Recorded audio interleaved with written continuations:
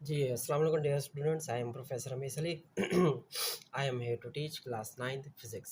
Students, आज हमने 9.3 topic discuss करना है, the name of interdisciplinary nature of physics.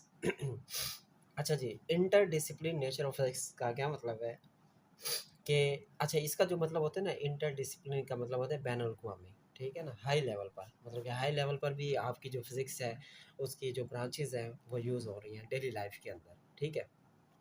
इनको हम क्या करेंगे, वन बाय वन डिस्कस करेंगे। तो कहते हैं फिजिक्स बीइंग फंडामेंटल साइंस है। ये क्या है? फंडामेंटल साइंस है स्टूडेंट। फंडामेंटल साइंस का मतलब ये होता है कि बुनियादी, ठीक है? प्रोवाइड्स एसेंशियल प्रिंसिपल्स, जो कि बहुत ज़रूरी जो असूल हैं वो प्रोवाइड कर रहा है, टेक्निक्स प्रोवाइड कर रहा है, मेथड प्रोवाइड कर रहा है, that are applicable across a wide range of disciplines, ठीक है? जो कि एप्लीकेशन जो फिज़िक्स की हैं वो wide range of disciplines means that के हाई लेवल पे वो यूज़ हो रही हैं, बहुत ही वसी तादाद के अंदर, बहुत वसी ऐसे मतलब कि आपके अपरेटिस हैं जिनमें फ़िज़िक्स के रूल्स यूज़ हो रहे हैं। वो मेडिकल अपरेटस भी हो सकते हैं, ठीक है? बायोलॉजिकल भी हो सकते हैं, एस्ट्रो के भी अपरेटस यूज़ हो सकते हैं, जिसके अंदर फ़िज़िक्स का अहम किरदार है। अब पहली क्या है? बायोफिजिक्स है। बायोफिजिक्स में देखिए student, some biological system and processes are described using the principle and technique of physics under this field of study. Biophysics के अंदर भी स्टूडेंट बेसिकली फिजिक्स के जो प्रोसेस हैं, जो प्रिंसिपल हैं, ठीक है, वो इस टेक्निक को यूज़ करते हुए इस्तेमाल किए जाते हैं। जैसे कि एग्जांपल क्या कह रहे हैं, include the mechanics of the biological structures. Biological structure को डिस्कस करने के लिए भी फिजिक्स बायोफिजिक्स का यूज़ किया जाता है। Physical properties of cells, tissues and organs, ये जितने भी आपके हैं, मतलब कि सेल को डिस्कस करने के लिए, टिश्यू को डिस्कस करने के लिए, ठीक है, और ऑर्गन को डिस्कस करने के लिए स्टूडेंट बायोफिजिक्स का इस्तेमाल किया जाता है, ठीक है?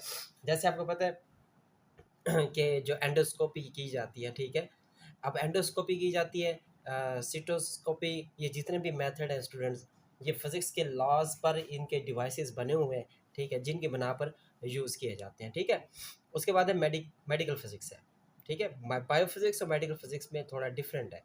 अच्छा जी, मेडिकल फिज़िक्स क्या? It applies physical principle to develop techniques and technologies for health diagnosis and treatment. ये एक अप्लाई फिजिकल प्रिंसिपल है, जो कि टेक्निक और टेक्नोलॉजी डेवलप करता है for health diagnosis and treatment करने के लिए यूज़ की जाती है मेडिकल फिजिक्स। जैसे एग्जांपल आगे क्या कह रहे हैं कि include imaging techniques. Imaging techniques के अंदर यूज़ की जाती है। इमेजिंग टेक्निक्स से मुराद क्या है? जैसे कि आगे दिखा वैसा चाहे, जैसे कि एक्सरेज हो गया। एक्सरेज में स्टूडेंट ऐसे ही होता है ना कि फॉर एग्जांपल किसी की बोन फ्रैक्चर हो जाती है, ठीक है, ये टूट जाती है, उसका एक्सरे किया जाता है।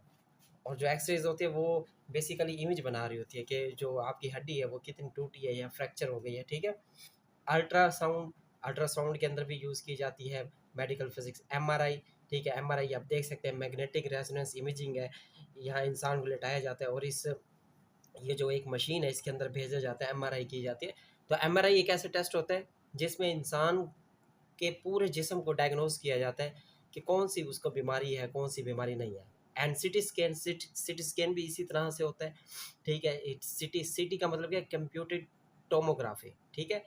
And also radiation therapy for cancer treatment, और कैंसर ट्रीटमेंट के लिए भी जो डिवाइस यूज़ की जाती है स्टूडेंट, वो मेडिकल फिजिक्स के अंदर यूज़ किए जाते हैं, ठीक है?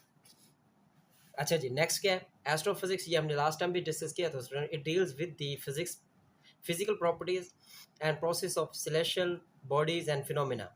ये बेसिकली फिजिकल प्रॉपर्टी को डिस्कस करते हैं, किसकी भला? सेलेशियस बॉडीज की।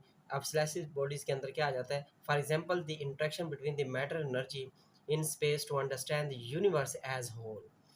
अब एग्जांपल में कहते हैं कि ये मैटर और एनर्जी के दरमियान जो ताल्लुक है, ठीक है, स्पेस में, उसको समझने के लिए हम एस्ट्रोफिजिक्स का यूज़ किया जाता है, ठीक है? एस्ट्रोफिजिक्स मेरी भी एक फेवरेट ब्रांच है, ठीक है? इसमें बेसिकली सेलेशियस बॉडीज़ के बारे में बताया जाता है, जैसे कि प्लैनेट्स हो गए स्टूडेंट, स्टार्स हो गए, ब्लैक होल हो गए, ठीक है? इनके बारे में बताया जाता है, ठीक है? इसमें हम किस ब्रांच में पढ़ रहे होते हैं? एस्ट्रोफिजिक्स के अंदर।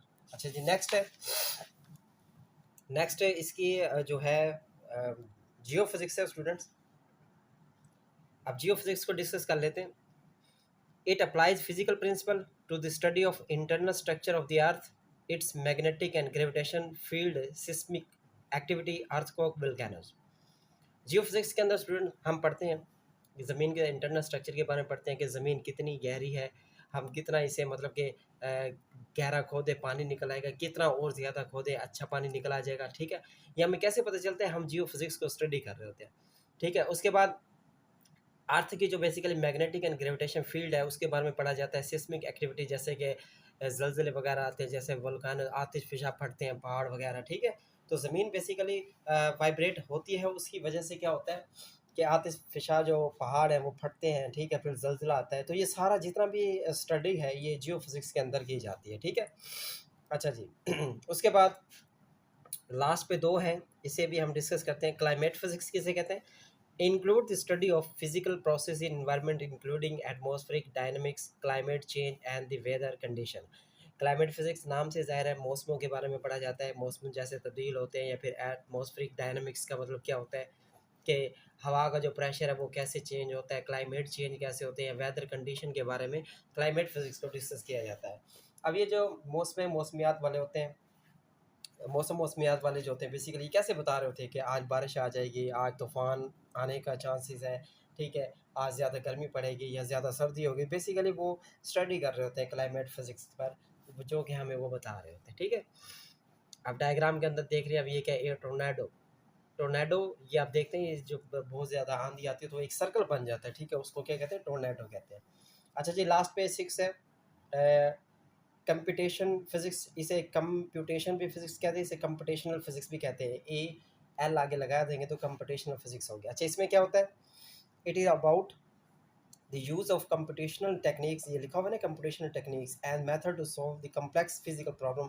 अच्छा, जितने भी प्रॉब्लम होते हैं, कम्प्लेक्स प्रॉब्लम होते हैं कंप्यूटेशन फिजिक्स के अंदर, उसको सॉल्व किए जाते हैं। इसमें क्या होता है, कंप्यूटेशन फिजिक्स के अंदर बहुत सारी लैंग्वेज भी आ जाती हैं, जैसे सी प्लस प्लस है, सी लैंग्वेज है, जावा है, ई टी सी। तो बेसिकली कंप्यूटेशन फिजिक्स जो है वो जो कम्प्लेक्स न्यूमेरिकल होते हैं उनको सॉल्व करने के लिए कंप्यूटेशन फिजिक्स का यूज़ किया जाता है, ठीक है स्टूडेंट। तो ये आपका 9.3 टॉपिक था, उम्मीद है आपको समझ आ गया होगा। और साथ के साथ कॉन्सेप्ट लें, ठीक है। और अगर वीडियो अगर आपको पसंद आई हो तो आप मेरे चैनल को सब्सक्राइब करें, ताकि और बेल आइकन का जो बटन है वो भी प्रेस करें, ताकि हर आने वाली वीडियो जो है वो आप तक पहुंच सके। अल्लाह हाफिज़।